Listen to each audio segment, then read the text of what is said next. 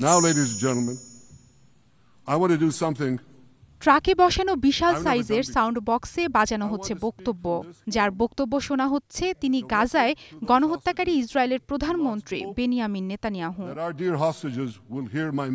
এটি গাজা সীমান্তের দক্ষিণ ইসরায়েল। শুধু এখানেই নয়, একইভাবে স্পিকারে নেতানিয়াহুর বক্তব্য প্রচার করা হয়েছে গাজা শহর, নেতজারিম করিডোর ও দক্ষিণ গাজার কয়েকটি সেনাঘাঁটিতেও। এসবের উদ্যোগ নিয়েছে ইসরায়েলি প্রতিরক্ষা বাহিনী আইডিএফ। শুক্রবার জাতিসংঘে দেয়া বক্তব্যে গাজায় গণহত্যা চালালেও তা প্রকাশ্যে অস্বীকার করেন জায়নবাদী এই নেতা। নিজের পক্ষে সাফাই গাওয়া এ বক্তব্য যে গাজায় প্রচার করা হচ্ছে সেটি নিজেই বলেছিলেন বক্তব্যে। এ উদ্যোগের জন্য তিনি ধন্যবাদও জানান ইসরায়েলি কর্মকর্তাদের। I've never done before. I want to speak from this forum directly to those hostages through loudspeakers. আজ আমি ভিন্ন কিছু করতে যাচ্ছি যা আগে কখনো করিনি। আমি এই মঞ্চ থেকে সরাসরি আমাদের জিম্মিদের উদ্দেশ্যে কিছু কথা বলতে চাই। গাজার চারপাশে আমি শক্তিশালী লাউডস্পিকার স্থাপন করেছি যা এই মাইক্রোফোনের সঙ্গে সংযুক্ত।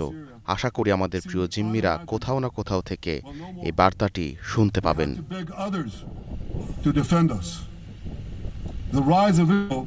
ইসরায়েলি সংবাদ মাধ্যম হারেজ জানায়, বক্তব্য প্রচারের সময় গাজার বাসিন্দা ও হামাস সদস্যদের ফোনও নিয়ন্ত্রণে নিয়ে নেয় ইসরায়েলি বাহিনী।